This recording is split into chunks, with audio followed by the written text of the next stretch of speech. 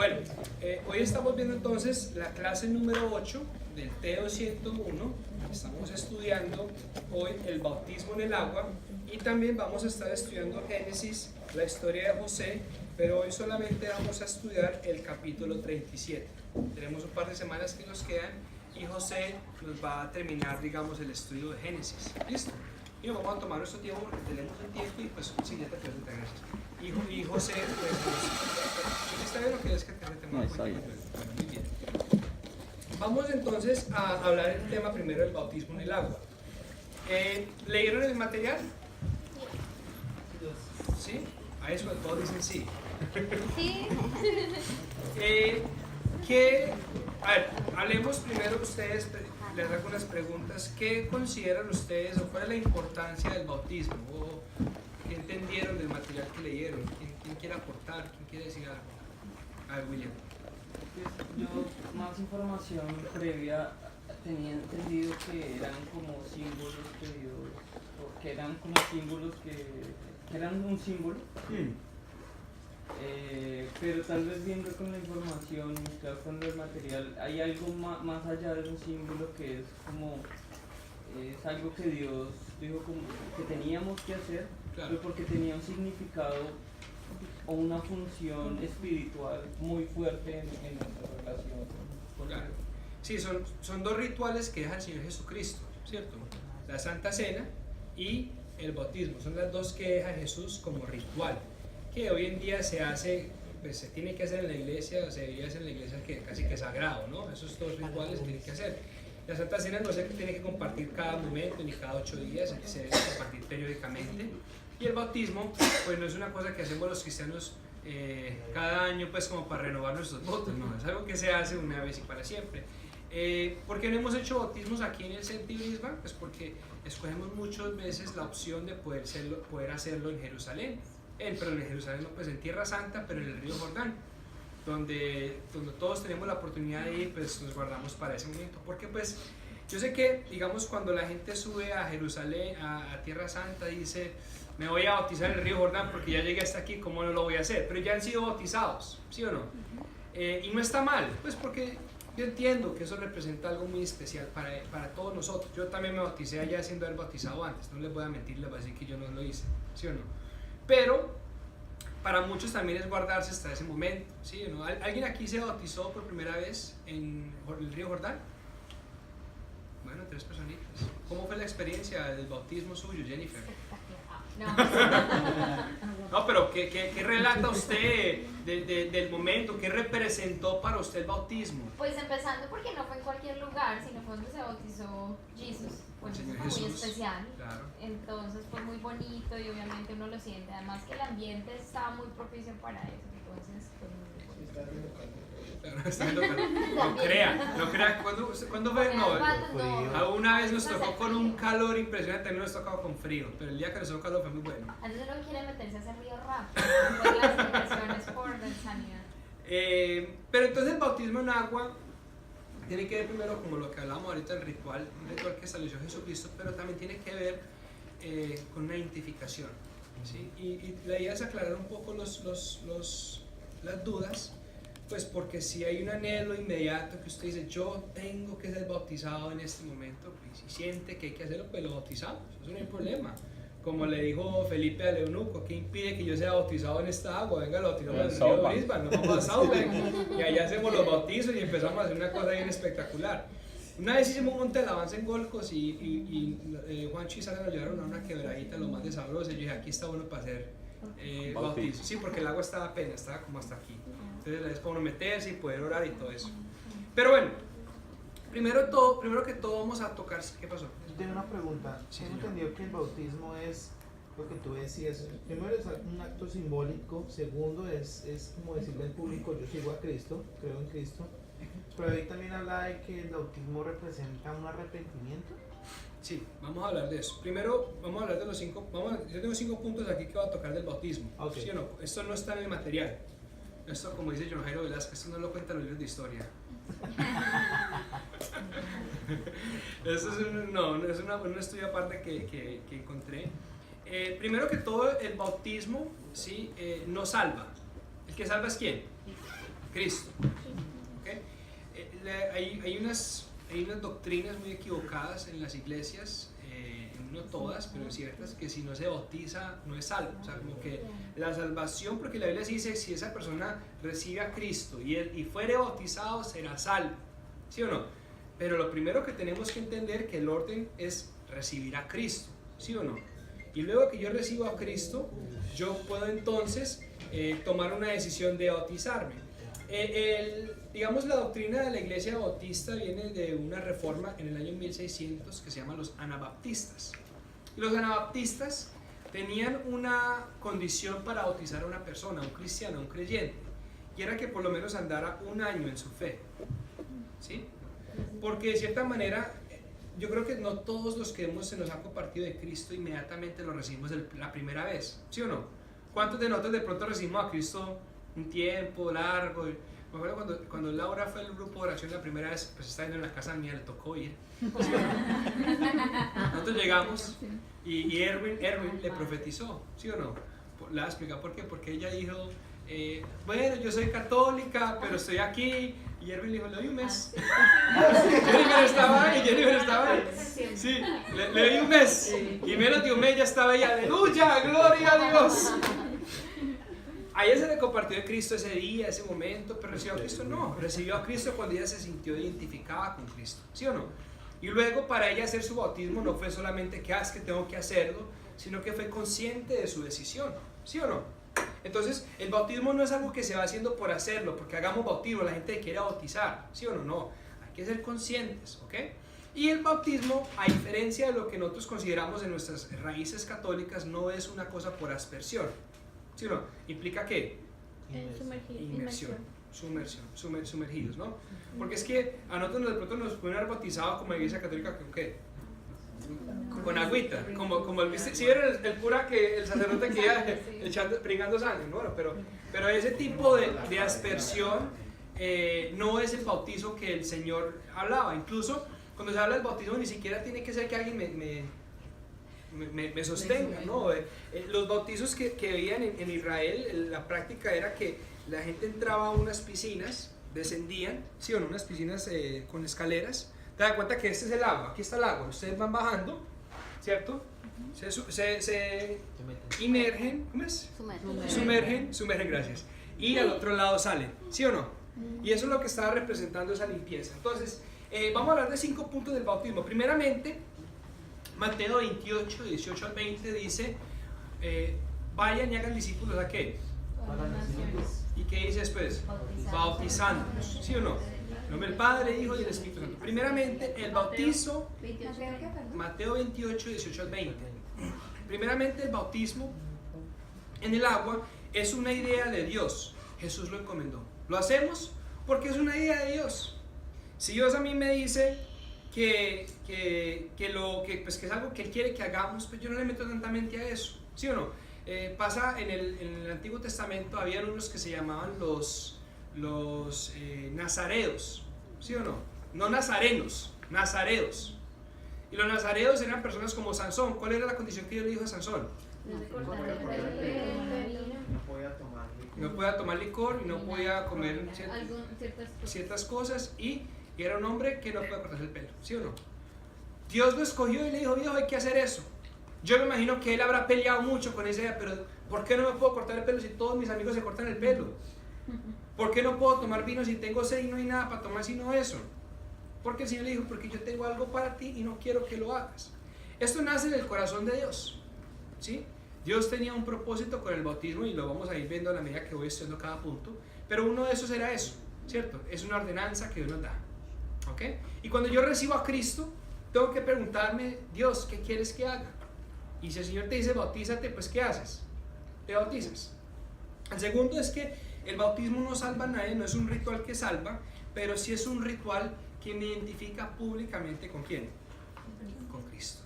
¿Okay? Empezamos a darnos cuenta que el bautismo se hace casi siempre en presencia de la iglesia. ¿Okay? Para que uno le pueda decir después cuando la persona esté medio carnal, oiga, usted tomó un compromiso con el Señor, usted se bautizó allá en el río Jordán, ¿sí o no? Si yo fuera a ver a Jennifer carnal, le digo, mi hija, usted se bautizó allá donde también el Señor Jesús lo bautizaron, pilas pues, ¿Sí o no? ¿Por qué? Porque ya se tomó un compromiso de identificarse con el cuerpo de Cristo, pero no, bueno, eso lo vamos a ir viendo, pero el tercer punto es que el bautismo es un acto de obediencia práctica, ¿cierto? Nosotros tenemos que comprender que los dos rituales que el Señor Jesús nos dejó, que fue la Santa Cena y el bautismo, ¿sí o no? Son cosas que debemos hacer. ¿Okay?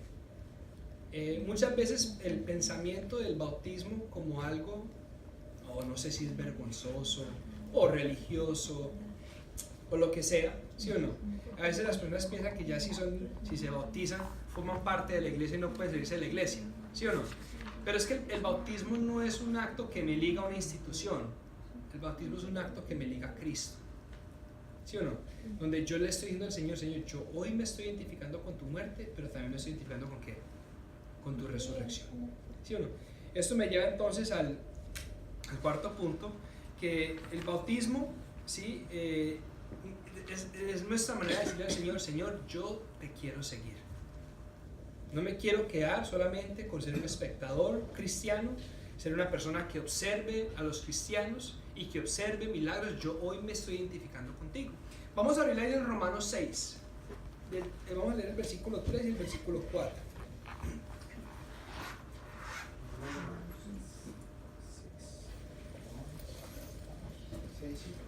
Seis, 3 y 4, que lo tengan, lo leen por favor.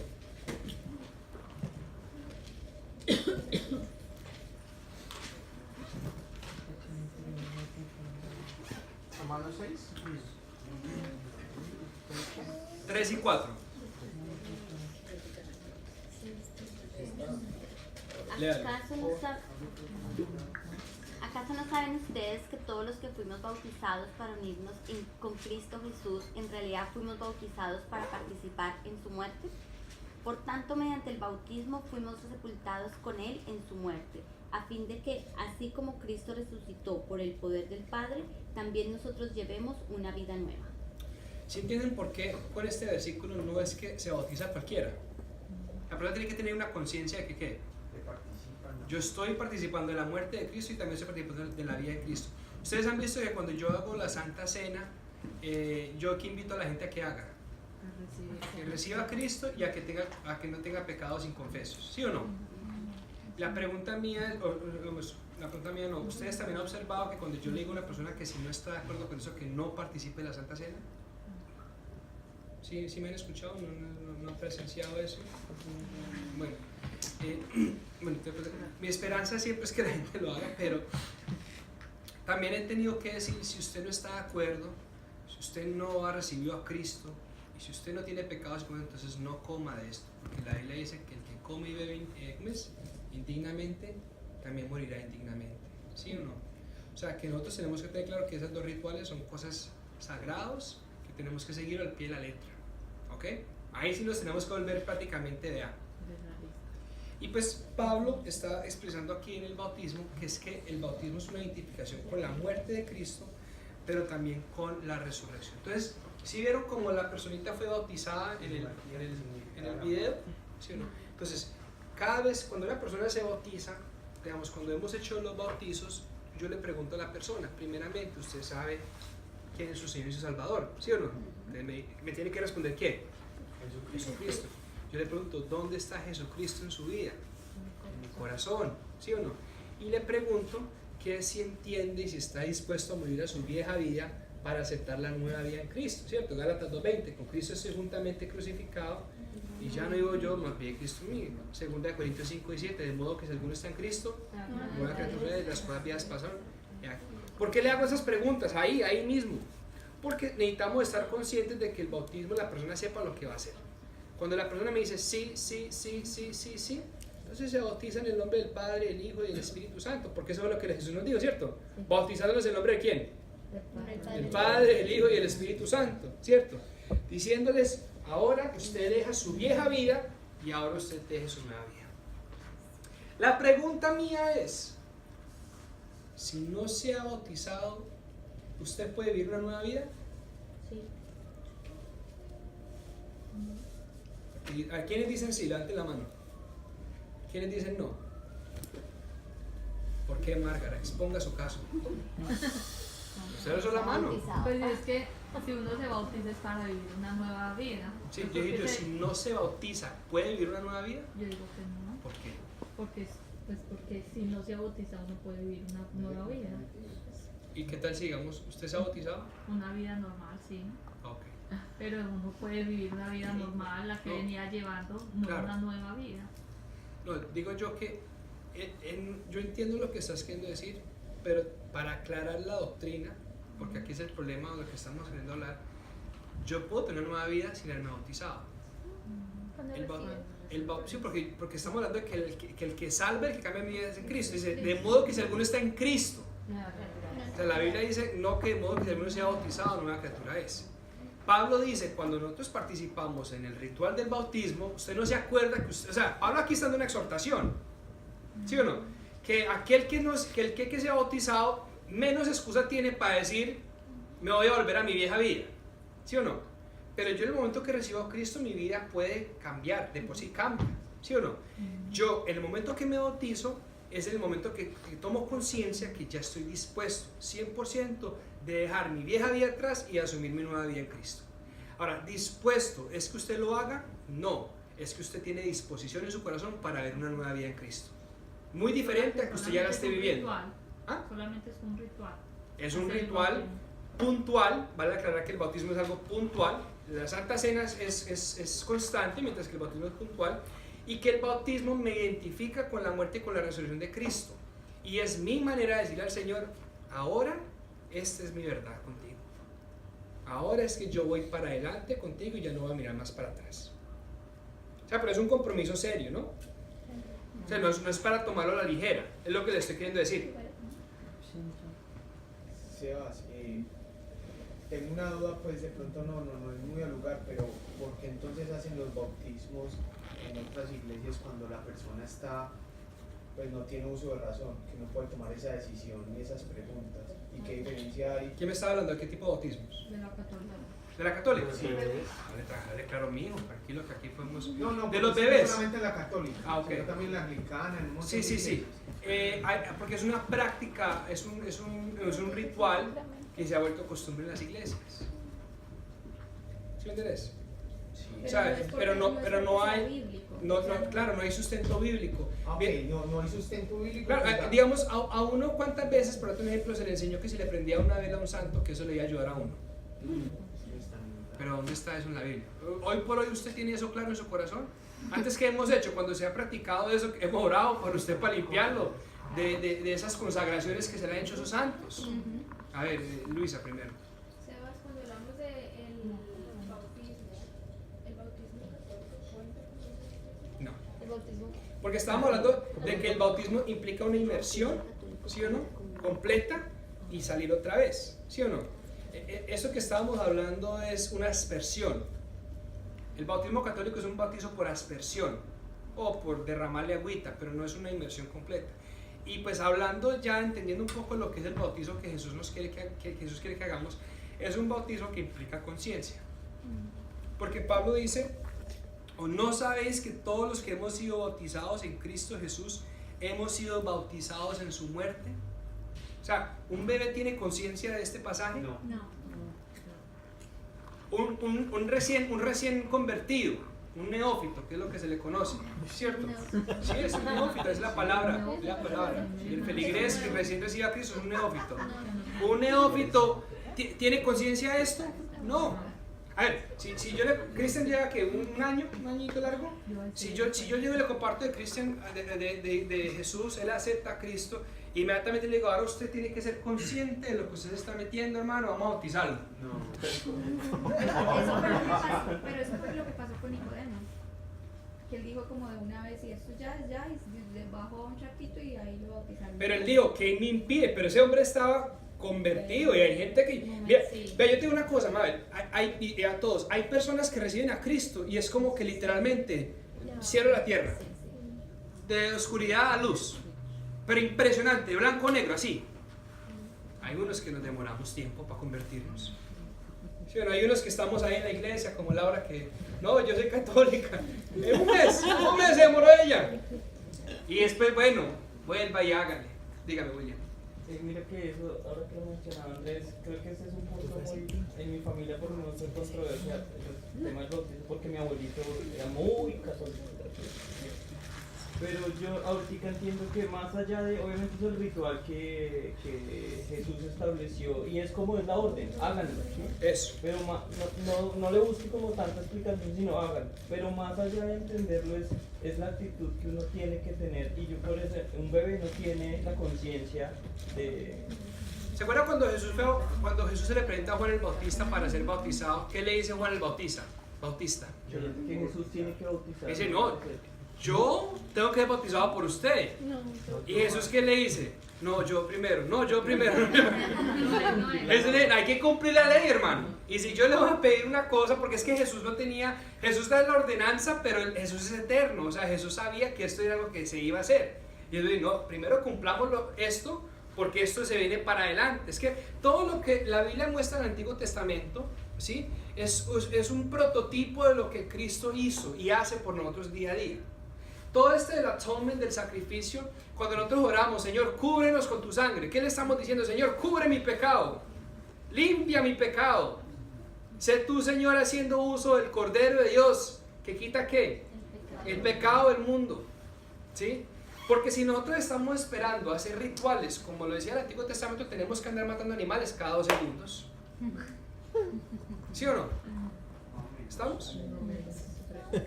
Entonces, el bautismo, y yo creo que ya pues con esto podemos avanzar, pero ustedes me dirán si nos falta. El bautismo, ¿sí o no? Es una identificación pública. Primero con Dios. Cuando yo le digo al Señor, ¿sí? Quiero servirte. Mi vida es para ti y yo de ahora en adelante vivo para ti. El viejo Sebastián se queda atrás. ¿Ok? Y donde yo me identifico públicamente con el cuerpo de Cristo, con la iglesia de Cristo. Y ya todo lo vemos. ¿Y qué podemos decir? Esta persona es una persona que también comparte mi fe. ¿Por qué? Porque lo vimos participar del bautismo. ¿Me explico? Si lo queremos ver como otra señal, era como lo que el pueblo judío tenía por ley, que todo varón debía ser ¿qué? Circuncidado. ¿Sí o no? Yo estoy de acuerdo.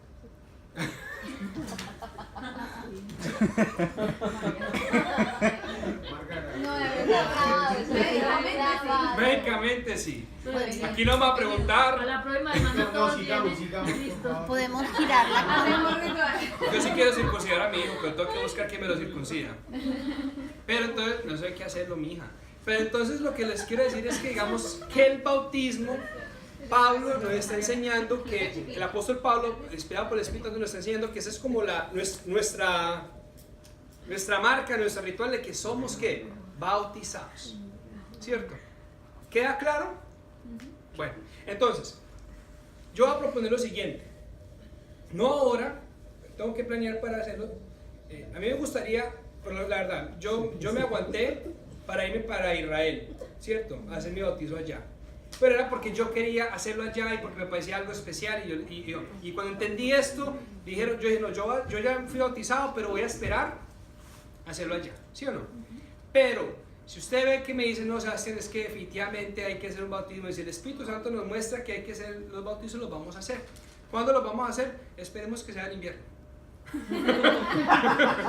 me pongan a meter ahorita, yo la verdad, no, esperemos que sea el invierno y de pronto en la primavera podemos organizar entonces los bautizos, ¿sí o no? Pero me gustaría que no solamente fuera algo del Teo, sino que fuera con todo algo que también pudiéramos involucrar a la iglesia. Solamente que para bautizarlos tengo que estar seguro que haya una preparación en la persona, porque ¿cómo lo voy a poner a que haga algo que no sabe lo que está haciendo? Vea todo lo que hemos aprendido nosotros en estas 8 semanas, ¿sí o no? ¿Ok? ¿Puedo avanzar? La otra semana nos queda la declaración de fe. Terminamos el material y aunque nos quedan unas semanas, vamos a ir reforzando las temáticas que no pudimos, digamos, ver así a profundidad. ¿Ok? Vamos a abrir la Biblia de Génesis 37. Tengo unos 20 minuticos antes de que se me hagan unos que siempre salen a las 8:30, 8 pasaditas. No, yo sé que siempre espero.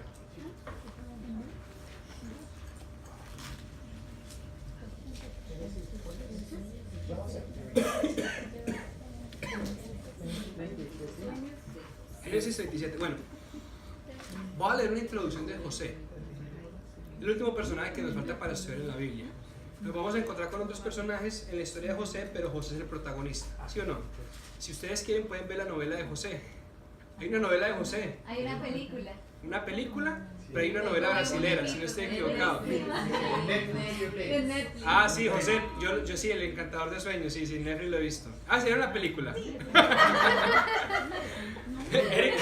Erika, bueno, ve, hablando de eso, debo aclarar que la próxima semana, el lunes, nos vamos a reunir en la casa de Julieta. Sí. ¿Mañana dónde? Mañana donde sea, si te. Porque recuerden que este salón lo tenemos el lunes. Ok. ¿Sí? Porque están cambiando la alfombra. Y Chachi, esta es la última clase que tú estás con nosotros. ¿Cómo así? Pero si vas a venir otro lunes, Sí, ¿tú estás segura, niña? ¿Quién le preguntó? No, después a ver si oramos por ti ya o si oramos por ti más adelante. El sábado. Perfecto. vamos a ver todas las semanas. Sí, sí, sino que pues yo sé que, lo digo en el Teo, ¿no? El Teo. sí. Bueno, como adolescente José era demasiado confiado. Su confianza propia, incrementada por ser el hijo favorito de Jacob y por conocer los designios de Dios para su vida, resultaba insoportable para sus hermanos mayores, los que a la larga conspiraron contra él. Pero esa seguridad moldeada por el sufrimiento y combinada con un conocimiento personal de Dios, permitió que sobreviviera y prosperara donde muchos hubieran fracasado. Cuando añadió sabiduría a su confianza, se fue ganando el corazón de todo el que conocía. Potifar, el carcelero, otros prisioneros, el faraón, y después de muchos años, hasta aquellos 10 hermanos. Quizás usted se pueda identificar con una o más de estas penurias por las que pasó José. Lo traicionaron y expulsaron de su familia, se vio en una tentación sexual, lo castigaron por hacer lo correcto, sobrellevó un largo encarcelamiento, se olvidaron de las personas que ayudó. Cuando usted lea la historia, observe lo que José hizo en cada caso. Su respuesta positiva transformó cada caída en un paso hacia adelante. Nunca pasó mucho tiempo preguntándose por qué, siempre se decía qué debo hacer ahora. Los que lo conocieron vieron que todas las cosas que José hacía y en todo lugar donde iba, Dios estaba con él. Cuando usted esté enfrentando un revés, adopte una actitud como la de José y esté consciente de que Dios está con usted. No hay nada como la realidad de la presencia de Dios para dar luz a una situación oscura. José tenía unos puntos fuertes, ¿cierto? Estamos viendo primero la introducción de quién era José. José era un esclavo, pues era un hermano, pasó a ser esclavo y esclavo pasó a ser todo el proceso hasta ser ¿qué? Gobernador, primer ministro de Egipto. Se le conocía por su integridad, graduado de la universidad de los golpes duros de la vida, ¿no? Era un hombre con mucha sensibilidad espiritual. ¿Sí? Con José vemos la interpretación de sueños, ¿cierto? Como un regalo que Dios le da a él y que Dios le vuelve a leer en la Biblia a muchas personas, pero eso no es un don, para que usted no diga que yo tengo don de interpretar sueños, ¿ok? Eso es un regalo que Dios le dio a personas muy específicas. Hay otros que Dios le regaló. ¿Se acuerda también de Daniel? Y a Daniel le tocó más duro que José, porque el rey le dijo a Daniel, pues yo le puedo contar el sueño, pero ¿qué gracia tiene eso? Dígame qué soñé y explíquemelo. Y Daniel dijo, listo. El Señor oró y el Señor le dijo, él soñó tal cosa y explíquele cuál es el significado. ¿Ok? Era un hombre, él preparó una nación para sobreponerse a una hambruna. A mí me impresiona mucho algo que yo he aprendido con José, es que nosotros pensamos que las situaciones malas nos van a pasar porque estamos haciendo cosas mal hechas. Y ese pensamiento es un pensamiento religioso que tenemos que renunciar. Si usted le está viendo una situación difícil, puede ser que Dios lo está preparando para enfrentarla y para algo mejor. O sea, de 7 años buenos vinieron 7 años ¿qué?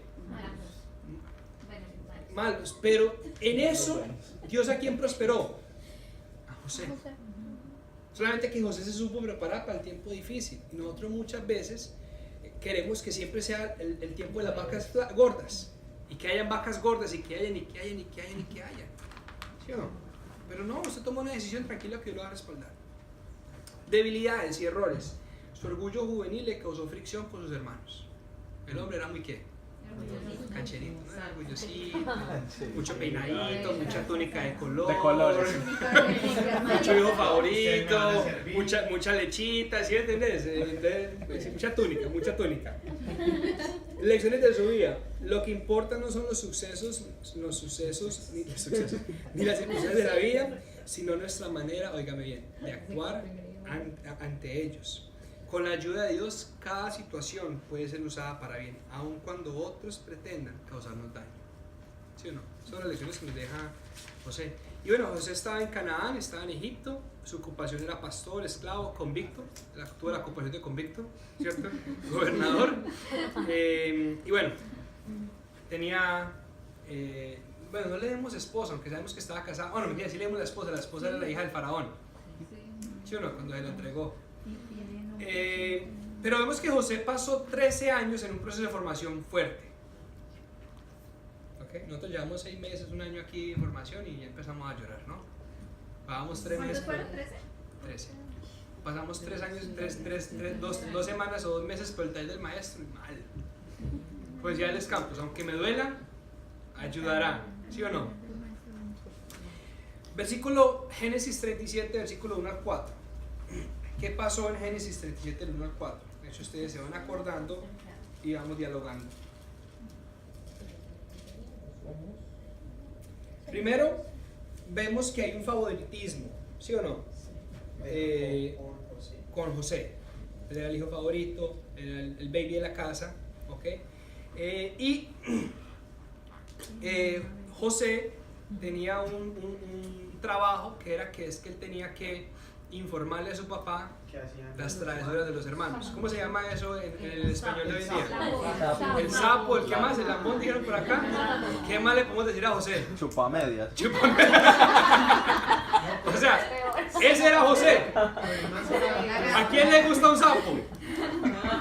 A nadie. No era más grave también, Sebas, porque como José era hijo de Raquel y los otros eran hijos de Lea, también había una... Sí, claro, es que había de todo un poco. Recuerden que es que Jacob amaba ¿a qué? ¿A quién? A Raquel.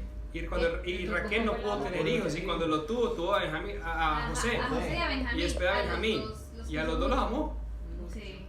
Pero más allá, por ejemplo, ahí hay un tema de cómo los problemas de los padres o los Obvio. malas actuaciones de los padres se pueden encadenar en problemas a los hijos. Claro, que eso lo estudiamos un poco con Jacob, con Isaac, no, pues sí, con Isaac lo estudiamos, pero también con Jacob lo estudiamos, porque la historia de Jacob nos mostraba eso, ¿cierto? Que él por tener hijos favoritos empezó a dañar, y por tener una esposa favorita, o sea, es que todo fue un desastre. No, y entre ellas peleándose de ver cuál tenía más hijos y póngales esclavas así. O sea, Y Jacob, mi voz, ¿cierto? Mi voz y perezoso, pues decía, pues a mí el que me pongan por delante. Pero desde antes Era la verdad, o sea, le decían, acuéstese con esta. Bueno, pues me tocó. Sí, bueno, a él que le pusieran por delante y téngalo. Pero entonces, José también tenía una túnica que no era normal. Era de Armani. Era hermano. La túnica que tenía José representaba nobleza, ¿sí o no? Y nobleza no de nobleza de buena gente, sino de nobleza como de la realeza, ¿sí o no? O sea, había algo especial en esta túnica.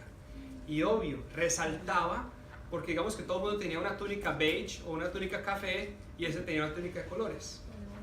¿Sí? Y ciertamente ese favoritismo que tenía Jacob con José, pues permitía que los hermanos lo odiaran. Dice la Biblia que los hermanos no podían hablarle que amablemente, ¿no? No podían pronunciar una palabra amable sobre José. O sea, imagínese usted a alguien que usted le tenga rabiecita. Esa persona en el trabajo, el jefe, ese primo, alguien así que usted como hiciera los ojos así conmigo, ¿cierto?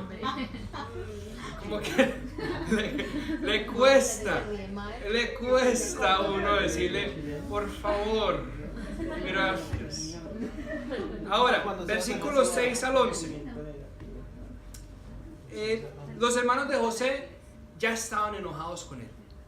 Ya estaban, o sea, y encima este hombre se pone fanfarrón, ¿sí o no? A decirle, muchachos, imagínense que ustedes me van a servir a mí. Yo tuve un sueño, tuve dos, y el Señor me mostró que ustedes me van a servir y hasta mis papás me van a servir, se van a inclinar hacia mí. O sea, era necesario eso. Oigan a mi tía. ¿Pero qué? Oigan a mi tía. Sí. Era necesario. Este hombre, el joven aprendió esta lección, pero el método más difícil. Sus molestos hermanos lo vendieron como esclavo para vengarse de él. Ahí fue cuando él aprendió, yo tengo que aprender a ser más humilde con mi manera de quedarme callado. Calladito me va a decir, como dice el tiro, que el que calla, ¿qué? Otorga. ¿Sí está grabando la clase? Sangre de Cristo. Entonces, José se dio cuenta que él no podía, aunque Dios le hubiera dado todo y que Dios le iba a seguir dando todo, él no podía, porque era un bendecido de Dios, relucir su bendición como algo de que enorgullecerse. ¿Cierto? Dice la Biblia, si yo no estoy equivocado, ¿quién me ayuda a mí? ¿Quién me ayuda a que lo busque? Si alguien ha de enorgullecerse, que sea en conocerme a mí, dice el Señor. Que lo busque por ahí. ¿Sí? Y cuando el joven José entendió eso, se enorgullecía de conocer a Dios, pero no de sacar ¿qué? Las cosas que él había recibido adelante. ¿Sí o no? Eso es como cuando usted tiene un don muy bueno, usted puede ser de pronto en la iglesia muy bueno, yo lo puedo usar mucho en el ministerio, y usted alardear que es que usted da unos temas muy buenos, que usted ora muy bueno, es que cuando yo oro la gente llora. Pues, ese cuando yo intercedo por alguien, Dios me escucha. Para darte un ejemplo, yo todavía he querido ver el don de sanidad, ¿cierto? Efectivo de una manera, creo que se están dando música. Pero bueno, no pasa nada. Todavía estoy por ver. Yo quiero ver eso, yo quiero ver, ojalá un discípulo que uno vea a la iglesia, ¿no? ¿Cierto? No necesariamente yo tengo que ser yo tengo otros dones, pero una persona que sea muy usada para sanar enfermos. Jeremías, ¿qué dice? Jeremías 9:24, ¿qué dice?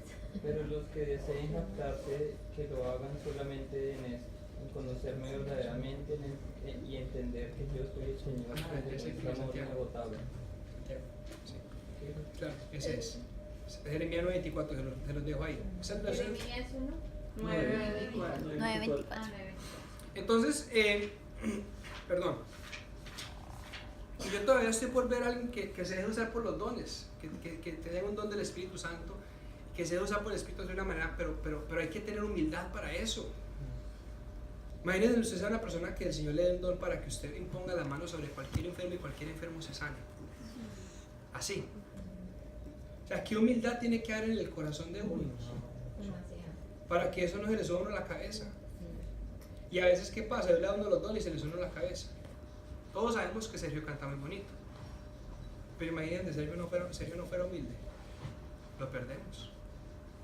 ¿De qué nos sirve tener un líder de alabanza que cante hermoso pero que sea orgulloso como él solo? Que la alabanza sea solamente él, que el que tenga que brillar sea él. Imagínense eso. Que ya toda la importancia es sobre el cantante, ¿no? Y no sobre quién.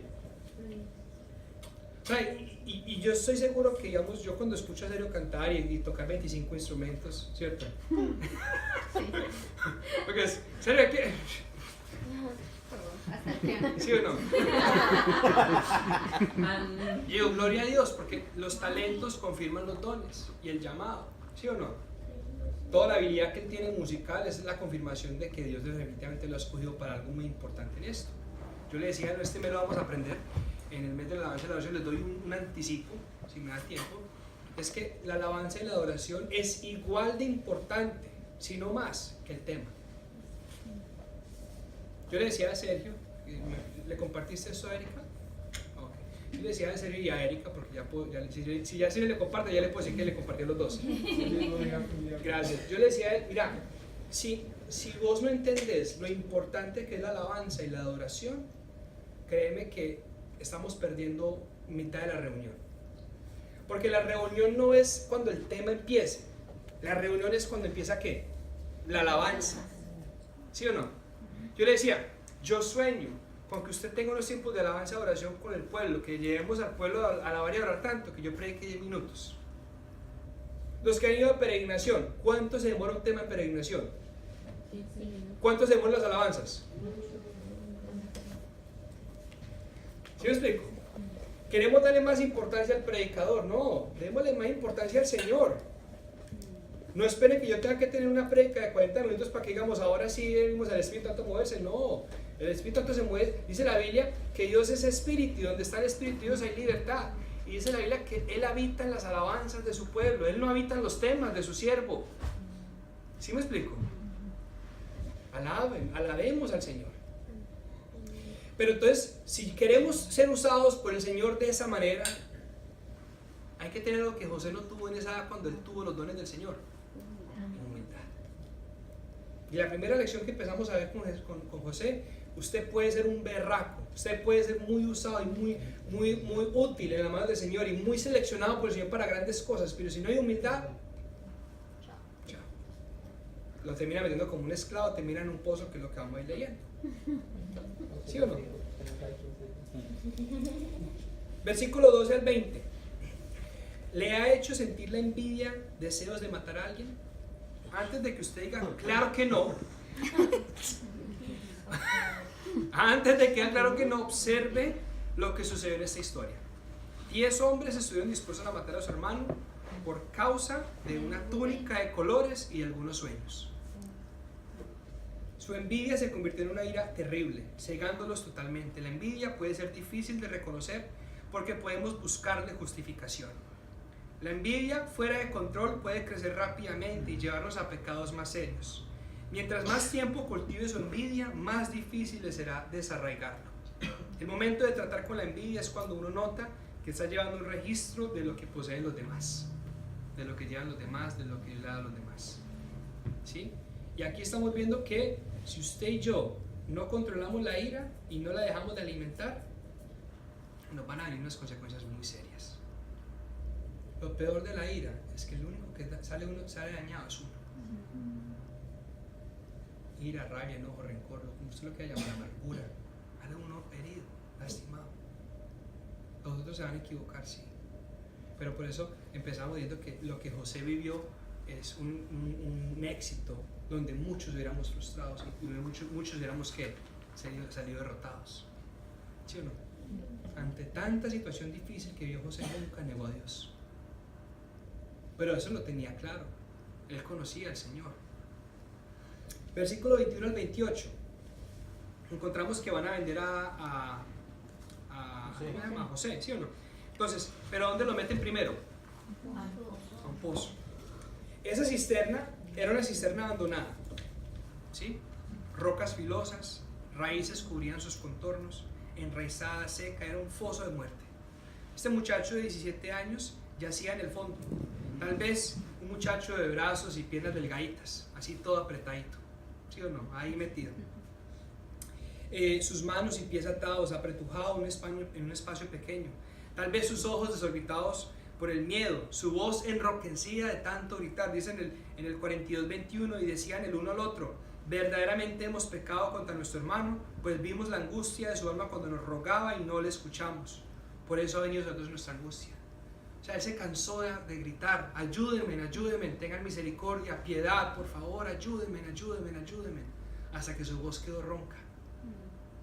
Estamos hablando de los bisnietos de Abraham, los hijos de Jacob, los herederos del pacto, portadores del pacto de Dios. Las tribus de Israel llevarían sus estandartes. El nombre de Jesucristo habría de aparecer de uno de estos hijos, más que todo Judá. Y ellos eran realeza, pero en ese día podemos decir que era una familia perfecta de reality, disfuncional. ¿Sí o no? Escuchando los ruegos de José, comían su pan y se pasaban el odre del vino. Crueles y torpes sus corazones, tan duros como el desierto cananeo. Les interesaba más el almuerzo que la vida de su hermano. Despreciaban el muchacho. El versículo 4 y 5 nos dice que le aborrecían y no podían hablarle pacíficamente. Le tenían envidia porque su padre les consentía más. Todo esto desencadenó para que José terminara ¿dónde? En un foso. Recuerde que Jacob tenía 2 mujeres, Lea y Raquel, pero solo un amor, Raquel. Pero cuando ella murió, Jacob mantuvo su memoria viva consintiendo a su hijo preferido. Los hermanos trabajaban todo el día, en cambio José jugaba todo el día. Ellos dormían en un galpón, mientras que José, lo más probable, tenía una cama cerca de su padre. Ellos usaban ropa normal, mientras que José se le dio una túnica muy hermosa de colores. Y mientras ellos apacentaban el ganado, José se quedaba en casa. Jacob trataba a su hijo número 11 como si fuera el primero, el primogénito. Los hermanos se encontraron lejos de casa, le cayeron a José. Dijeron: quitémosle la túnica, y la tomaron y la echaron en la cisterna. Veamos qué verbos tan desafiantes. No solo querían matarlo, sino que querían ¿qué? Cubrir la muerte de su hermano. Digamos que una bestia lo mató, dijeron ellos. José nunca se imaginó lo que sucedería ese día. Él no saltó de su cama diciendo: hoy voy a estar en un foso. Y yo creo que todos nosotros hemos terminado en un foso sin saber. ¿Cuántos de nosotros nos hemos levantado algún día sin saber que íbamos a terminar en un foso? ¿Cuántos de nosotros nos podemos sentir hoy que estoy cansado y angustiado y afónico de tanto gritar para que me ayuden? Pero déjenme les digo una cosa. Para José, ese foso representó de pronto el fin de sus días. Para nosotros, de pronto, una enfermedad terminal, un desempleo, una desesperanza con un tema legal. ¿Sí? Puede ser ese sea su foso. Para José, las cosas empeoraron antes de que mejoraran. Porque vemos que él salió del foso, y ¿cómo salió? ¿Como un hombre libre? Como un esclavo. Los hermanos lo vendieron a una vida de esclavitud, a una vida de sufrimiento, a una vida donde él le iba a tocar las cosas difíciles. Pero José tuvo algo que todos nosotros podemos empezar a tener hoy: una relación personal con Dios, para saber que todo se lo podemos enfrentar con Él. Y que al final, como vamos a ver en estas próximas semanas, Génesis 50:20, todo lo que el hombre usó para el mal, Dios lo entretejó para el bien. En el versículo 29 al 35 dicen que los hermanos, en su angustia por querer tapar su pecado cuando lo venden, cogen la túnica de José, le echan sangre y se la llevan al papá. El pecado de ellos causó dolor a la vida de ¿quién? El papá. Dice la Biblia que él sufrió largos años de angustia. Al momento que él dijo: yo voy a morir, ¿qué? Enlutado. Dijo él, ¿sí o no? Cuando usted cometa un error, no lo encubra, porque se va a llevar más gente por delante. Los hermanos de José no entendieron eso. Cuando usted cometa un error, lo mejor es decir: me equivoqué, perdón, asuma las consecuencias como un hombre, como una mujer, sí, pero no encubra, porque el encubrir crea más dolor. No piense que dos errores, como en matemáticas, que dos negativos es igual a ¿qué? No. Un error no tapa otro error. La única manera para destapar el error es reconociendo el error, pidiéndole perdón al Señor, misericordia al Señor, y sacando esto a la luz. Y diciendo: ¿sabe qué?